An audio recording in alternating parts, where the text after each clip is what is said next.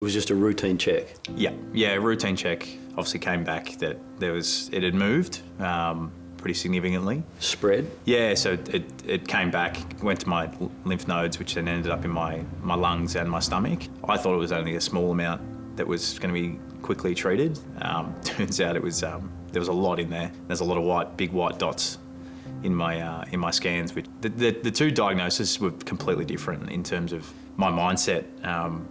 I laugh about it now, but the first one I got, when they said you had cancer, and I guarantee this is a lot of people's responses, I just thought I was going to die. That's legitimately the first thing that went into my head, and it's the first thing that I associated with cancer, probably through a lack of knowledge. The chaos of it all and the whirlwind of my first surgery was so much.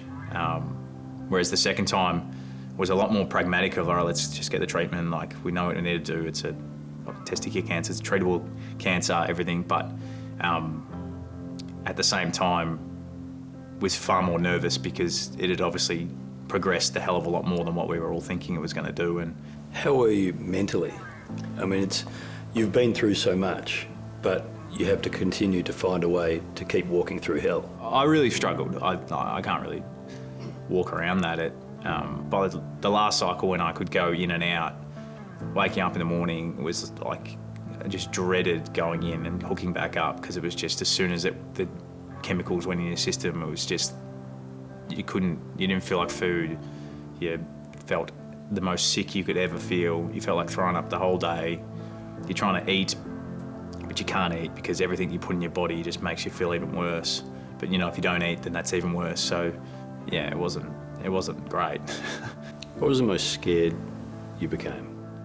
Probably at the start. The start was really scary. I think finding out that it had progressed that far, not understanding exactly where I was going with it all, but yeah, that bit was probably the most scary by a fair stretch. Through this whole process, like my friends and my family have been unbelievable. Like I genuinely don't think I would have been able to get through the whole idea without them. From my mum to my brother to my really close group of friends, to my manager, wife, and then the footy club. Like, how are you and Nat through it all? To speak about being grateful, I'm so grateful that I've been able to choose a wife that, through thick and thin, has been there for me and has helped me through absolutely everything that has to be in life. And we're still, we've been married for 2 years and we've had a pretty rough two and a bit years. But yeah, no, I'm so thankful for her and who she is, and yeah, incredibly lucky. During your chemo, the club was imploding. You are co-captain at the time. You're on the meetings through your insistence on Zoom while you're getting chemo. Yeah, I think it's important that you see your job through.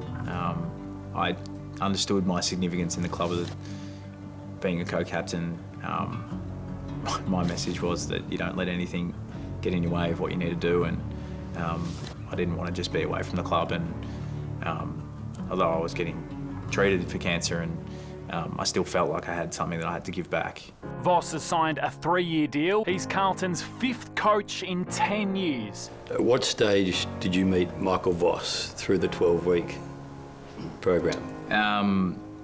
I think he said it was October 14 the other day, which would have been in between my cycles 3 and 4.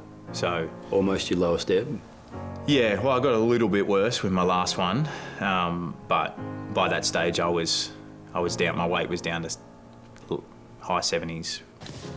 You'd lost every hair on your body? I'd lost all hair, yeah. Eyebrows, eyelashes, hair, nostril, everything was gone. And he and you spoke and you said to him, I'll be right for round 1. Yeah, that's probably the competitor in me in a way. I feel like if you don't have the dream, you'll never get there. And he asked me what my goal was, and my goal was to be there for round 1, and that was being genuinely honest. He didn't believe you. Did you believe you that you'd play round 1? I've toyed over this a bit. Looking back now, I can't believe that I got there. But You're in the middle of chemotherapy less than 6 months ago. yeah. I can't believe it now, but during the time of me trying to get back, there was no way I wasn't going to be there. And the Do It for Doc campaign was just a wave of empathy, support, emotion, humanity just flooding towards you. It went so far above anything that any of us thought it would do. You were hoping for $5,000 or $10,000. Yeah, Crip, myself and Lil, we were sort of, there's a bunch of them that wanted to do it anyway, and Crip was just like, why don't we just try and get some money and put it towards Peter Mac?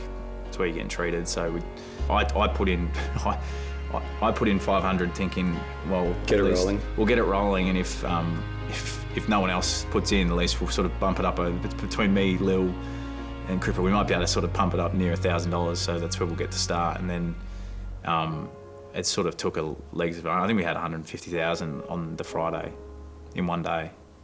And it's finished closer to 220 or so. 220, yeah, in the end. And the thing that made me most proud is it wasn't people donating like $2,000 or $5,000, $10,000. It was like, I had messages on there of kids giving up their pocket money for the week, like $5.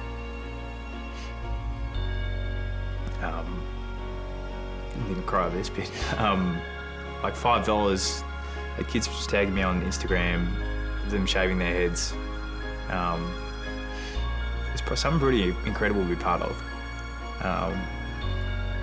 And unlucky or lucky enough, I got to be a huge part of that. Given where he's come from and what he's been through, this would indeed be a special moment.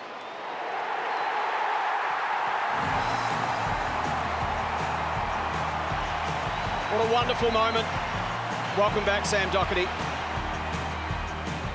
You know you don't get a standing ovation and universal admiration without being a really good pick.